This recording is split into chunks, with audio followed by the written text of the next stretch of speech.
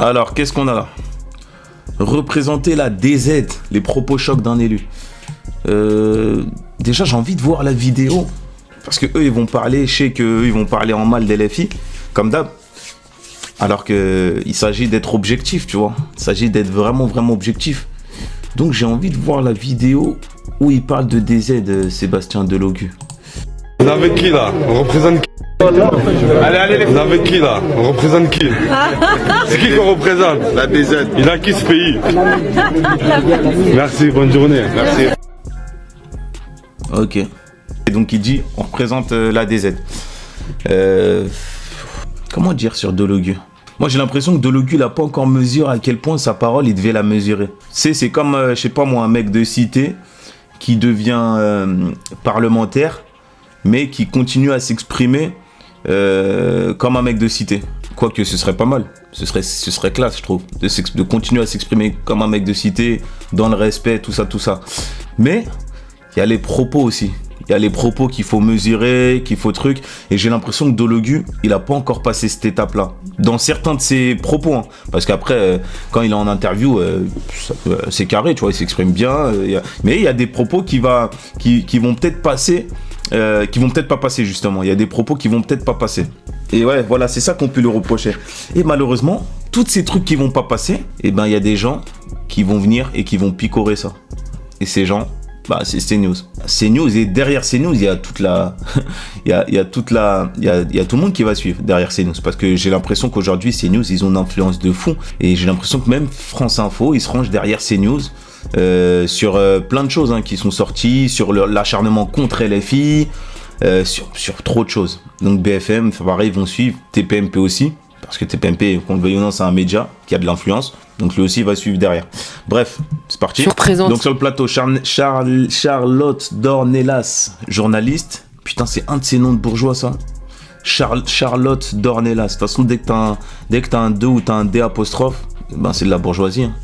Après, bien évidemment, c'est pas un reproche. Hein. Choisis pas ton nom de famille. Et en face, t'as Christine Kelly. Donc autant dire que bah pas de contradiction. Une fois de plus, CNews. Hein. C'est la CNewsance. Ah ouais, d'ailleurs, pour tous ceux qui détestent CNews, eh ben il y a la petite sœur de CNews qui est née. CNews Primes. Sébastien Delogu donc répond l'ADZ. Alors il y en a certains chez LFI qui ont plaidé le malentendu sur la polémique qui a suivi. Il y a pour une part un malentendu et il y a pourtant un vrai sujet qui semble balayé par cette revendication de malentendu. Je m'explique. Dans la tête de la plupart des Français, surtout depuis quelques semaines et voire quelques mois, DZ c'est DZ Mafia. Donc la mafia, du narcotrafic, qui n'a absolument aucune limite dans les attaques sanglantes, notamment qu'on a vues ces derniers jours. C'est probablement que... Moi, on va pas se mentir. Hein. Si vraiment je dois lire la vidéo comme je la lis, pour moi c'est la DZ, c'est la DZ Mafia. Parce que quand tu dis la DZ Mafia, je sais pas si quand tu parles de l'Algérie, tu dis là, normalement tu mets pas là devant, tu mets pas l'article là devant. Donc on va dire que c'est la DZ. Moi, pour moi, je le prends plus comme une blague. On représente qui? La DZ, une blague. Pour moi, c'est une blague. Cette blague, elle va être récupérée. Tu le sais, mon pote. Tu le sais, mon con. Cette blague, elle est récupérée par... elle va être récupérée par tout le monde. Tout le monde va te poser des questions sur ça. Et pire encore, t'as même tes collègues qui vont devoir se battre pour te protéger, pour sauver le soldat Delogu. Et ça, c'est relou. C'est relou parce que ça veut dire qu'on va leur poser des questions sur ça plutôt que de leur poser des questions sur autre chose. Et ça, LFI, pour moi, c'est les boss de ça. LFI, d'ailleurs, même le RN. Hein. Mais LFI, c'est les boss de ça. Genre, vraiment, ils sont... se faire questionner sur des propos qui ont été tenus par eux-mêmes, des propos qui ont fait polémique, alors qu'on aurait pu parler d'autres choses. C'est vraiment dommage. Et ça, c'est que un propos parmi tant d'autres. Hein. Après, on va pas se mentir, c'est peut-être ce qui fait le charme d'LFI, cette fougue. En tout cas, ça change du PS. Hein. Moi, je préfère largement LFI que PS, que ce soit sur la forme ou que ce soit sur le fond. Ils ont une certaine radicalité dans leurs propos, ils ont une certaine spontanéité qui fait que des fois, il y a des mots qui vont aller un peu plus loin. En fait, il n'y a pas de ligne, il n'y a pas de limite, c'est des vagues, il y a des insultes, il n'y a pas d'insultes, il y a des insultes, il n'y a pas d'insultes, enfin des insultes. Il y a des propos problématiques, après ça va bien, il y a des propos problématiques. En fait, il y a un peu de tout. D'ailleurs, on peut le voir, hein. Vous avez des mecs brillants comme David Guiraud ou Manuel Bompard qui eux ne vont pas faire de faute en plateau télé. Ils vont jamais faire de faute, ils vont jamais tenir des propos. En fait, jamais tu les verras par exemple faire ce que fait Delogu, genre une vidéo comme ça. Eux, tu les verras jamais faire ça parce que eux, ils sont pros, ils ont du métier, ils ont de la bouteille. Alors que Delogu, tu connais, mec de cité, tu vois, Delogu, il est en mode. C'est pas le quartier qui me quitte, c'est moi je quitte le quartier. Tu vois, il a beau sortir du quartier, peut-être le quartier ne l'a pas encore quitté. Ça fait que, voilà quoi, tu vois. Après, ça, c'est pas une excuse, hein, parce que t'as des mecs comme Ali ou Diarra qui sont carrés, franchement, qui sont carrés dans leurs propos malgré qu'ils viennent de la cité. Donc ça veut rien dire aussi. Ah pardon, sur ce point précis que réside le malentendu, on peut croire aisément que Sébastien Delogu ne revendiquait pas son appartenance à la DZ Mafia, évidemment. En revanche, il répond DZ quand même. Donc que veut-il dire? Dans DZ Mafia, mafia désigne la mafia, puisque là, on me remercierait. Cette analyse, voilà. Donc la mafia représente la mafia et DZ veut dire Algérie. Les bâtards, tu vois. Et là, du coup, ça fait que Delogu, aujourd'hui, il se traîne une image de teubé. Enfin, c'est surtout par rapport au fait qu'il savait pas pour Pétain, je crois. Ou non, c'est par rapport à la manière dont il lisait le truc à l'Assemblée nationale. Et du coup, il se traîne une image de con. Bon, après, il en joue, parce qu'après, il avait fait une vidéo où il était en train de lire l'histoire de Pétain et compagnie. C'est relou, mais bon, après, en vrai, si lui, ça lui casse pas les couilles, qui suis-je pour que moi, ça me casse les couilles? Et comme je dis, hein, LFI, il est fait des mecs du peuple, et dans les mecs du peuple, c'est totalement normal qu'il y a des mecs qui savent pas, qui connaissent pas tout. Il y a des mecs qui connaissent pas tout, il y a des mecs qui en connaissent un tas, justement comme David Guiraud, comme Bompard. Il y a des mecs qui sont approximatifs dans leurs propos comme Delogu. Après, c'est vrai que l'important, c'est le fond. Et Delogu, on va pas se mentir, le fait qu'il a sorti le drapeau palestinien à l'Assemblée nationale, ça se respecte. Donc d'ailleurs, c'est même comme ça qu'il s'est fait connaître. Donc sur ça c'est une très très bonne chose. La DZ Mafia se revendique comme la mafia algérienne parce que plusieurs de ses membres à l'origine, et encore aujourd'hui d'ailleurs, sont algériens ou d'origine algérienne. Donc quand Sébastien Delogu répond la DZ, il signifie l'Algérie et non pas la DZ Mafia. Mais c'est donc là que réside le vrai sujet. Est-ce qu'il est normal, voire acceptable, qu'un député qui brigue par ailleurs la mairie d'une des plus grosses villes de France affirme que Marseille appartient à l'Algérie et que lui, député français qui brigue la mairie, représente l'Algérie? C'est évidemment choquant pour beaucoup de Français et très révélateur, et on voit Rima Hassan derrière lui, que l'on connaît pour la revendication d'un autre nationalisme palestinien cette fois-ci. C'est assez révélateur de l'addition des nationalismes étrangers revendiqués dans un parti qui par ailleurs conteste à la France le moindre attachement possible et aux Français. C'est marrant parce qu'on leur reproche pas le même nationaliste à Bruno Attal avec l'Israël, Meyer Habib avec Israël, Caroline Yadan avec Israël, Bernard-Henri Lévy avec Israël, Gérard Darmon avec Israël. Gérard Darmon qui a dit, moi si je dois choisir entre les deux, je choisis Israël. Donc c'est marrant ce deux poids deux mesures. Quand il s'agit de l'Algérie, quand il s'agit d'autres pays, sauf Israël. Voilà, je tenais juste à souligner ça. Et alors, interrogé à ce sujet, Manu... En même temps, il n'y a pas de contradicteur dans ce plateau, donc tout ce qu'elle dit, cette meuf, ça passe pour une vérité absolue. Bompard a semblé avoir exactement la même analyse que j'ai ce soir, puisqu'il était assez gêné. Et la liste, elle est longue, hein.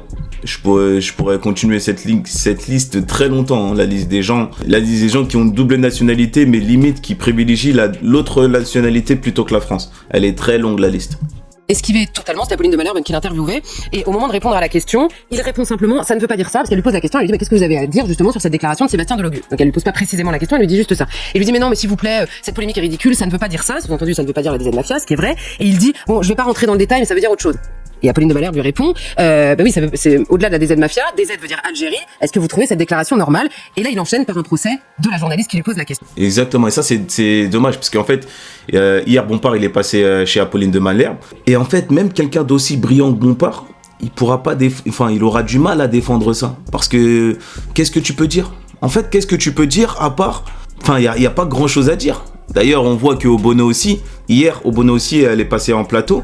Pareil, en fait, ils bottent en touche parce qu'ils sont obligés de pointer le fait de vouloir passer à un autre sujet. Et c'est ce qu'ils ont fait, hein. C'est ce que Bompard a fait, c'est ce que Bono a fait. Parce que c'est difficile de défendre ça. Tu sais, ça me rappelle le jour où Bompard il s'est fait fracasser par Sonia Mabrouk. Parce que Bompard il devait défendre Thomas Porte par rapport au fait que Thomas Porte il est parti se réfugier sur la tombe des gens qui sont peut-être impliqués potentiellement dans des attentats. C'était dans un pays arabe, je sais plus c'était où, en Libye ou en Iran. Je crois en Iran. Je crois le mec s'appelait Kamal, je sais plus. Ça pareil, Bompard il avait pas trop les mots. Et c'est là que justement, là ils ont donné à manger à CNews. Qu'est-ce que tu veux dire? C'est difficile de défendre ça. C'est vrai que Bompard, il avait pas d'informations sur ça, mais combien même il aurait des informations. Le mec, c'était très problématique. Et d'ailleurs, moi, j'ai toujours pas eu d'explication par rapport à ça. En fait, on n'a toujours pas eu d'explication. On sait pas pourquoi. Peut-être que le mec, peut-être que Thomas Porte, il avait une proximité avec le mec. Mais le mec, il était quand même impliqué, tu vois. Il était quand même impliqué. C'était pas un innocent, apparemment. Et voilà, quoi. Tu sais, des fois, des fois, c'est difficile, en fait. Des fois, tu peux pas défendre l'indéfendable. Et là, c'est un peu ce qui est en train de se passer. Ils n'arrivent pas à le défendre parce que c'est difficile, en fait. C'est soit la DZ Mafia, soit l'Algérie. Mais en tant qu'homme politique français, c'est difficile de dire on représente l'Algérie. Après, on va pas se mentir, nous, entre mecs de cité et tout ça, ouais, Côte d'Ivoire en force, représente la Côte d'Ivoire, on peut le comprendre. Parce qu'en fait, tu veux juste avancer, tu veux juste mettre en avant ton origine. Il aurait pu sortir cette carte-là. Mais je sais pas. Aspire quand Après, même. peut-être, quand tu dis l'ADZ, c'est ça le problème. Tu dis l'ADZ, ça veut dire l'ADZ. Pour moi, c'est l'ADZ Mafia. Pour moi, je reste sur ça. Je reste sur le fait qu'il était en train de faire une blague. Au Kemé, c'était du sarcasme. Il était en mode cool. On représente qui? Ouais, l'ADZ. Voilà. Mais le problème, c'est que t'as oublié que t'étais un homme politique. C'est ça, t'as oublié que t'étais un homme politique. Un débat politique un peu plus qualitatif que ça, où l'on se dispute sur des propositions et non pas, on imagine, sur la petite phrase du jour. Alors franchement, je sais pas si chacun voudrait lui donner raison, mais moi personnellement, j'aimerais vraiment énormément que ce soit le cas. Je le concède, mais toute la vie politique repose depuis de nombreuses années sur l'instrumentalisation des petites phrases par l'un contre l'autre en permanence, si possible quand elles sont sorties de leur contexte, qu'elles n'ont rien à voir avec les sujets traités, et honnêtement, la France Insoumise excelle dans l'art de la polémique véritablement inutile. On les a vus se mobiliser sur un nombre de sujets. Franchement, elle a raison. C'est ça, et justement, c'est ce que je reproche à la LFI. C'est pas la seule polémique, hein. Il y en aura plein. Sofia Chikirou avec la Chine. Il y a plein de polémiques sur ça. Il y a plein de mini-polémiques. Il y a aussi des polémiques qui ont été montées en épingle par CNews, par eux aussi. Parce que c'est pas tout, hein. C'est pas tout sur LFI, hein. Il y a plein de polémiques qui ont été montées par eux. Et il y a aussi, c'est pas que la LFI, RN aussi. RN aussi sont très très bons dans ça. Petite phrase. Et justement, c'est le dologu de RN, c'est Julien Audoul. T'as la LFI qui passe tout son temps à ne plus paraître raciste. Et t'as un Delogu qui vient en une séquence, il te nique tout. Il te nique tout l'effort de Marine Le Pen. Tout l'effort de Marine Le Pen, il te le nique. Oh, il l'a énormément fait. Et même sur Twitter, hein, il est très actif sur ça, tu vois. Le dernier exemple en date... Ah oui, avec BFM, le mec en vert, là. Le mec en vert, Beubard, Delogu, amalgame direct. Ouais, vous êtes habillé en... Après, il a pas pu finir, il s'est dégonflé. Parce qu'après, on lui a dit allez au bout de vos propos, qu'est-ce que vous avez dit? Il s'est dégonflé comme une baudruche, il a pas pu finir. Et on a vu derrière eux un système politique et médiatique assez fébrile dès qu'elle LFI lance une polémique. Je vais prendre un exemple pour vous dire la différence entre poser une question qui me semble légitime sur un député qui revendique l'appartenance de Marseille à l'Algérie et d'autres petites phrases sur lesquelles LFI se jette allègrement. Vous vous souvenez du sketch invraisemblable à l'Assemblée parce qu'un député parlait d'un bateau qui avait des migrants à son bord et qui arrivait vers la France, et le député LFI disait où doit aller ce bateau. Et un député Rassemblement National avait répondu qu'il retourne en Afrique. Et LFI avait immédiatement hurlé au scandale en disant le député s'est adressé à son collègue député en lui demandant... Oui, ça on va pas se mentir, on va pas être naïf. Le kill retourne en Afrique. Moi je sais bien qu'il s'adressait pas à Carlos Martens Bilongo, il s'adressait à l'homme politique. Et c'est vrai que la LFI l'a récupéré de manière à ce que ça paraisse comme s'il avait parlé à Carlos. D'ailleurs, je sais pas jusqu'où aller la faire parce que ça normalement, au tribunal, c'est facile de se défaire de ça. Le mec, il va dire je parlais du bateau, c'est tout. Mais c'est vrai que ça a été beaucoup récupéré par LFI. Moi, je veux bien qu'il soit raciste, le mec. Je veux bien que le RN soit raciste, mais sur des vrais... Faut que ce soit appuyé sur des vrais trucs, tu vois. Par exemple, là, quand je vais sur X, je vois le racisme, le vrai racisme. Le vrai racisme des électeurs du RN, en tout cas. Je le vois. Mais sur cette séquence-là de l'Assemblée nationale, non, je dirais pas... Je donnerais plutôt le point au RN sur ça. Il parle du bateau. Après, bien évidemment, c'est un bâtard, le mec, hein, parce qu'il l'a sorti vraiment... en mode, il a vraiment sorti en mode facho. Il l'a sorti dans un élan fasciste, on va dire. Mais si on est sincère et honnête et objectif, C'est pas du, c'est, il s'adressait pas à Carlos Martens. Enfin, je pense, hein, j'espère. Ça se trouve, je dis des conneries et ça se trouve, je suis le mec le plus naïf du monde. Hein. Qui sait? A immédiatement contesté. La greffière de l'Assemblée avait en effet écrit qu'il avait dit qu'il retourne en Afrique à propos du bateau, mais il y a quand même eu des sanctions en raison du trouble provoqué. Donc vous provoquez un trouble, le député est sanctionné parce qu'il y a un trouble a été provoqué sur absolument rien. Donc il y a une sanction sur rien parce que LFI l'avait fait. Ce n'est qu'un exemple, mais c'est un exemple révélateur. LFI, moi, Manuel Bompard, je n'ai qu'une envie, c'est de lui donner raison. Maintenant, il faudrait qu'il nous donne l'exemple. Alors, je précisais en introduction qu'il n'était pas le seul à avoir fait réagir. Ercilia Soudé, on l'a entendu tout à l'heure, a de son côté qualifié d'anecdotique les viols par des migrants. Est-ce une réalité chiffrée? Mais honnêtement, en fait, quand on voit ces différentes déclarations... Alors déjà, ça, je suis sûr. Alors, là, vous le voyez pas dans votre écran, il y a écrit « Viol commis par des migrants anecdotiques ». Ça, pour moi, c'est un raccourci de ouf. À mon avis, hein, j'espère que c'est ça.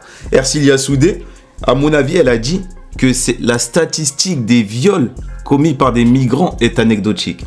Mais là, ils ont écrit viol commis par des migrants anecdotiques. Ça veut dire que le téléspectateur de CNews qui lit ça, eh ben, il va croire que c'est anecdotique le viol commis par un migrant. Et sauf que c'est pas ça. Et là, ça change tout. C'est la statistique de viol. La proportion de viol, elle est anecdotique. Le nombre, le chiffre, c'est un truc de fou, là, des informations, la famille. Après, peut-être que je me trompe, on va voir. Mais d'ailleurs, ça rejoint aussi la chronique de Gabriel. Ce qui est passé, de manière générale, aux membres de ce parti dépasse l'entendement. Quand on voit le côté tatillon de notre débat public en permanence sur la phrase, le mot, le déjeuner avec je sais pas qui, et la photo avec je sais pas quoi, et les vacances en passant par là, et dans quelle voiture c'était, est-ce qu'il a pris l'avion une fois au retour ou pas. Bon, là, il nous sort des trucs complètement fous sur lesquels personne ne réagit jamais. Et là, ce que l'on comprend, c'est que de la même manière, et on l'analyse souvent, qu'il y a des bonnes et des mauvaises victimes, donc des victimes sur lesquelles on exerce de la compassion, d'autres non, il y a aussi les bonnes ou les mauvaises polémiques. Et là, en l'occurrence, donner tort à Ercilia Soudé, ou au minimum essayer de comprendre quel est le désaccord entre Némésis et Ercilia Soudé, ça voudrait dire éventuellement peut-être donner raison à Némésis, collectif qui a été préalablement diabolisé, parce qu'il évoque la question migratoire dans le domaine du féminisme. Non, c'est pas ça. Ça, c'est pas vrai. C'est pas parce qu'il évoque la question migratoire dans le domaine du féminisme, mais parce qu'il n'évoque que la question du domaine migratoire dans le féminisme. C'est que ça. C'est ça le problème. C'est le que. Pour ceux qui savent pas, Némésis, en fait, moi, je trouve ça fort de dénoncer un viol seulement quand il est commis par des migrants. C'est une dinguerie. C'est une dinguerie. Genre, je dénonce un viol que dans cette circonstance-là. Alors qu'on sait, hein, tout le monde le sait, que les viols, le plus de viols sont commis dans le foyer conjugal. La plupart des viols, hein, la grande majorité des viols, c'est commis dans le foyer conjugal. Ça veut dire que eux, Némésis, dans leur tête, ils ont enlevé tout ça, ils ont balayé tout ça en mode Nacha, je veux pas voir. Ils se sont dit, je vais m'intéresser que à ceux commis par des migrants. Mais la vérité, c'est que, du coup, j'en reviens à ce qu'elle disait Ercilia Soudé, le nombre de viols commis par des migrants est anecdotique. En tout cas, le nombre de viols dans la proportion des viols des viols dans son intégralité, ceux commis par les migrants, il est anecdotique, logique. Je pense qu'il doit y avoir même, peut-être 80% des viols commis dans le foyer que par des migrants. Et le problème, c'est que, voilà, CNews, c'est leur métier. Hein. Du coup, là, ça se transforme en amalgame et ça se transforme en xénophobie. Ça se transforme avec la peur du migrant, tout simplement. C'est ça la finalité du bail, la peur du migrant. Donc c'est impossible, donc personne n'y va, donc personne ne répond à la question. Et ça empêche évidemment toute réflexion sensée qui est quand même le but. Le but c'est pas de prendre parti 15 fois par jour pour un tel contre un tel, c'est évidemment d'essayer de discerner ce qui est vrai et faux. La phrase exacte d'Ercilia Soudé qu'on a entendue tout à l'heure, elle dit quand Némésis dit que la faute est aux étrangers, que ce sont eux qui violent les femmes, c'est en fait de l'ordre de l'anecdotique. Alors d'abord il y a le mot qui a fait beaucoup réagir, est anecdotique dans le dictionnaire, ce qui ne présente pas d'intérêt général. Bon c'est une étonnante. Après Ercilia Soudé, plutôt que de dire ça, elle aurait dû sortir les chiffres directement. Parce que quand tu sors les chiffres, on peut pas te contredire. Là, si tu dis juste c'est anecdotique, c'est leur donner à manger, une fois de plus, tu vois. C'est leur donner à manger parce que eux, ils vont se servir de ça. Et là, ils le font très très bien, bien joué, hein. Ils le font très bien. Sors les chiffres directement, au lieu de dire c'est anecdotique. En plus, c'est peut-être inaudible pour une femme qui a été violée ou tuée par un migrant. Je sais pas si Philippines, c'était un migrant ou un OQTF. Mais c'est pas très audible de dire ça. Manière de parler, même si elles sont minoritaires dans les victimes de viol, de victimes bien réelles de viol dans une manifestation contre les violences faites aux femmes. Par ailleurs, je note que personne ne dit que les étrangers sont responsables des viols. C'est pas exactement comme ça que ça se passe. Le collectif Némésis en particulier s'est introduit dans le monde féministe en disant c'est la seule question qui n'a pas le droit de citer dans vos combats, eh bien nous allons la porter. Ça fait une petite différence quand même. Et ensuite il y a la réalité. Alors Ercilia Soudé, j'aime beaucoup son argument. Elle dit, on n'a pas bien entendu, mais elle dit dans sa vidéo, je dis ça parce que j'ai vu une affiche dans la manifestation. Donc l'IFOP est pas sérieux, mais une affiche dans la manif, ça c'est un argument en béton armé. Et elle dit dans la manifestation, on a 9 femmes victimes de viol sur 10 connaissent leur violeur, c'est ce qui était inscrit sur l'affiche, ce qui veut dire, nous dit-elle, parmi la famille, les amis, dans notre cercle proche. Alors ce qui est vrai, c'est que le service statistique du ministère de l'Intérieur, dont ces chiffres de 2023, dit que 87% des mises en cause, alors les mises en cause c'est pas les condamnés, mais on a les chiffres côté ministère de l'Intérieur, 87% des mises en cause sont de nationalité française. Donc les étrangers, donc ça c'est un fait, personne ne le conteste. Ce qui veut dire qu'il y a 13% des mises en cause qui sont de nationalité étrangère et ils sont 8% dans la population générale. Donc c'est un autre fait, il y a une surreprésentation des étrangers, une différence de proportion entre leur présence dans la population générale et leur représentation dans les mises en cause pour viol. Et par ailleurs, il y a également un rapport de Beauvau en 2020 cette fois-ci qui dit 62% des auteurs présumés de violences sexuelles dans les transports en commun en Ile-de-France sont de nationalité étrangère. Or, dans la population francilienne, ils représentent 14%. C'est donc un sujet qui mérite d'être traité, cette surreprésentation entre les deux, par le politique. Pareil, hein, cette stat, je la remettrais bien en cause, parce que j'ai vu une vidéo d'un mec, j'ai oublié comment il s'appelle, Clément, je sais pas quoi, peut-être Vitorovic, je sais plus. Il démontait ça, mais en plus c'était une statistique justement faite par Europe 1. Il avait démonté ça. Il avait tellement débunké l'information qu'on s'était retrouvé à une dizaine d'agressions sexuelles dans la totalité des bails. Et forcément, si dans la dizaine vous en prenez 5 commis par des étrangers, ça fait déjà 50%. Donc si vous en prenez 6 étrangers, on est déjà à 60%. C'est parce qu'en fait le chiffre il était vraiment trop bas en fait. Le nombre d'agressions il était vraiment trop bas. Je sais plus s'il était de 10 ou de 20, faudrait que je le retrouve le truc.